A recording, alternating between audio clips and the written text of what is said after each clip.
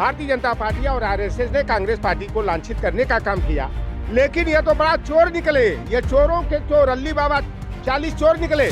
14 फरवरी 2019 को पुलवामा में 46 सीआरपीएफ के जवानों की हत्या हो गई और भारतीय जनता पार्टी ने जनता को गुमराह करने के लिए, भारत पाकिस्तान करने के लिए, हिंदू मुसलमान करने के लिए सीआरपीएफ के जवानों को साजिश के तहत अपने लोगों से मरवाने का काम किया। कि जो पावर हब कंपनी है पाकिस्तान की, उससे 625 करोड़ रुपया चंदा इलेक्ट्रल बॉन्ड क्यों लिया? बाबा साहेब भीमराव अंबेडकर के संविधान को खत्म करके स्त्री शूद्र ध्येताम और वर्ण व्यवस्था, जाति व्यवस्था की व्यवस्था को चलाने वाली मनुस्मृति के विधान को लागू करना चाहते हैं। हमारा लोकतंत्र और संविधान नहीं रहेगा तो ओबीसी, एससी, एसटी, माइनॉरिटी और महिलाओं की स्थिति पशुओं से भी बदतर हो जाएगी। नमस्कार दोस्तों, भारत के अंदर आचार संहिता लग चुकी है और 7 चरणों के अंदर इलेक्शन होंगे और 4 जून को भारत के अंदर रिजल्ट आने वाले हैं। और हमारे साथ में समाजवादी पार्टी के पूर्व प्रदेश अध्यक्ष पिछड़ा वर्ग के साथ लोटन राम निषाद जी साथ में हैं। उनसे जानने की कोशिश करते हैं कि इस इलेक्शन के अंदर उत्तर प्रदेश के अंदर इंडिया गठबंधन में कैसा प्रदर्शन रहने की उम्मीद है। आप तो पूरे क्षेत्र में घूमे हैं और पीडीए पिछड़ा दलित अल्पसंख्यक के तहत में आपने जगह जगह सभाएं की हैं। कैसा माहौल मिल रहा है और कैसा जनता के बीच में आपको रुझान मिल रहा है?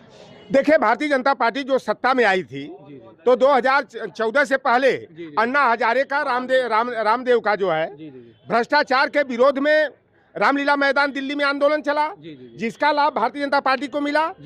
आए दिन भारतीय जनता पार्टी मनमोहन सिंह सरकार पर भ्रष्टाचार का, कहीं कोयला घोटाला का, कहीं कौन होता है बीएसएनएल में ये कैग और पूरा देश का तमाम तब घोटाले का आरोप लगाते थे और पूरी मीडिया का मैनेजमेंट करके भारतीय जनता पार्टी और आरएसएस ने कांग्रेस पार्टी को लांछित करने का काम किया। लेकिन ये तो बड़ा चोर निकले। ये चोरों के चोर, अल्ली बाबा 40 चोर निकले। आप देख लीजिए, इलेक्ट्रल बॉन्ड के नाम पर जो है किया 6,010 करोड़ रुपया इन्होंने जो है बड़ी बड़ी कंपनियों से, साहूकारों से लिया है। और आश्चर्य की बात है कि 14 फरवरी 2019 को पुलवामा में 46 सीआरपीएफ के जवानों की हत्या हो गई और भारतीय जनता पार्टी ने जनता को गुमराह करने के लिए, भारत पाकिस्तान करने के लिए, हिंदू मुसलमान करने के लिए सीआरपीएफ के जवानों को साजिश के तहत अपने लोगों से मरवाने का काम किया और आरोप लगा। भारतीय जनता पार्टी के ऊपर आरोप लगा। भारतीय जनता पार्टी ने वो हत्या कराया है।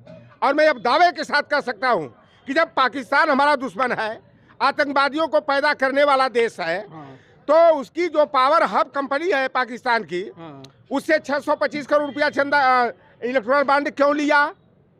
अरे भैया, ऊंट चुराए निउरल जाए या दूध का दूध और पानी का पानी हो गया। एसबीआई जो सुप्रीम कोर्ट ने कहा कि हमें इलेक्ट्रल बॉन्ड का रिकॉर्ड चाहिए, किसने किस दल को कितना रुपया दिया, कितना इलेक्ट्रल बॉन्ड खरीदा, तो एसबीआई भारतीय जनता पार्टी के दबाव में सुप्रीम कोर्ट को जो है कि गुमराह करने का प्रयास किया कि हम 30 जून के बाद जो है इसकी रिपोर्ट दे पाएंगे, यह कार्य करना असंभव है। और जब सुप्रीम कोर्ट के सीजीआई का डंडा चला कि कल तक मुझे रिकॉर्ड चाहिए, तो इन्होंने 2000 से अधिक जो है कि बॉन्ड्स का खुलासा कर दिया है और जनता के सामने दूध का दूध और पानी का पानी हो गया। भारतीय जनता पार्टी जो भ्रष्टाचार में आकंठ डूबी हुई है, भारतीय जनता पार्टी का बदरंगा और चेहरा जनता के सामने आ गया है। और समाजवादी पार्टी अपने पीडीए फार्मूला के तहत गरीबी, बेरोजगारी और महंगाई के मुद्दे पर, छात्र नौजवानों की समस्या के मुद्दे पर, किसानों के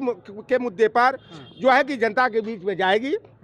और हमारी पार्टी समाजवादी पार्टी हो, चाहे कांग्रेस पार्टी के नेता माननीय राहुल गांधी जी हो, उनका है कि भाई कास्ट एक्सरे कराओ, यानी कास्ट सेंसस होना चाहिए। जिसकी जितनी संख्या भारी उसकी उतनी हिस्सेदारी की व्यवस्था बाबा साहेब भीमराव अंबेडकर के संविधान के अनुच्छेद 15(4), 16(4), 16(4)(a) के तहत होना चाहिए।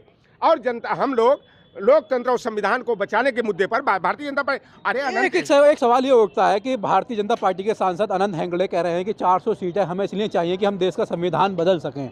तो क्या लग रहा है समाजवादी पार्टी इसका मैसेज जो है वो दलित समाज को दे पाएगी, क्योंकि दलित समाज संविधान से बहुत लगाव रखता है? क्या आप संविधान को दलित को ही प्रेम है? क्या मुसलमान को प्रेम नहीं है? क्या सिख को प्रेम नहीं है?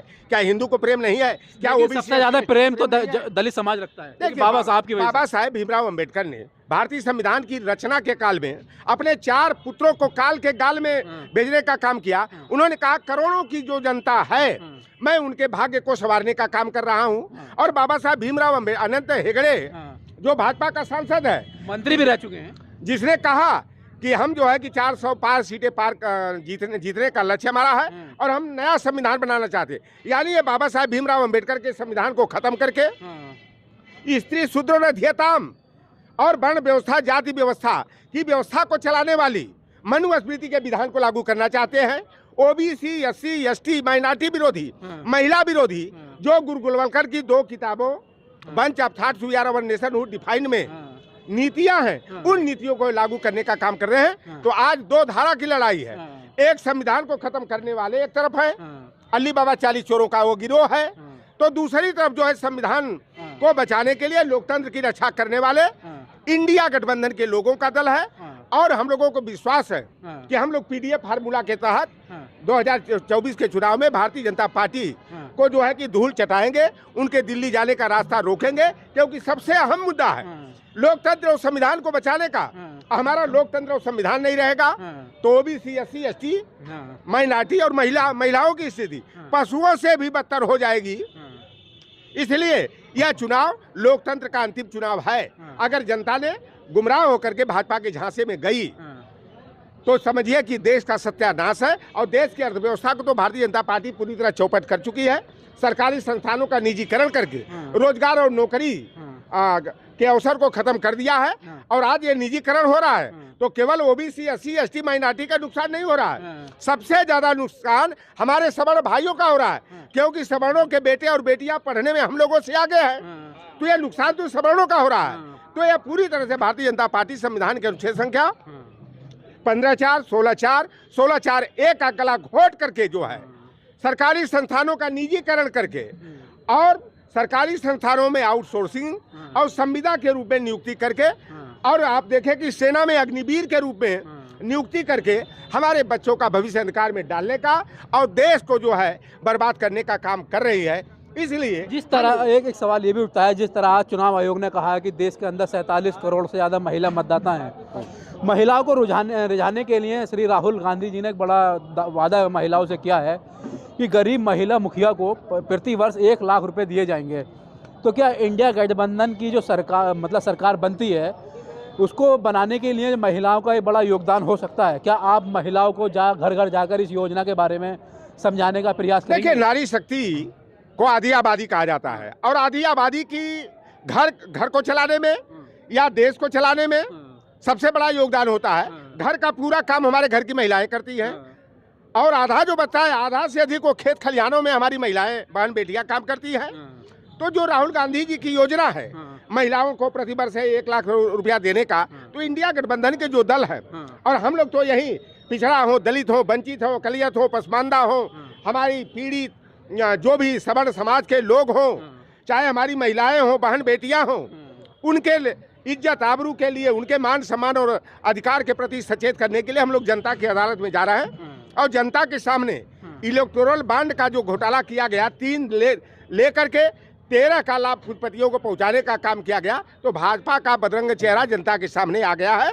और अब यह जनता जो है हिंदू मुसलमान के नाम पर, भारत पाकिस्तान के नाम पर और राम मंदिर के मुद्दे पर गुमराह होकर देश का सत्यानाश नहीं करेगी। यह जनता देश को बचाने के लिए, लोकतंत्र संविधान को बचाने के लिए 2024 के चुनाव में नाटकबाज भारतीय जनता पार्टी को सबक सिखाएगी, धूल चटाएगी, इंडिया गठबंधन की सरकार बनाएगी। ठीक।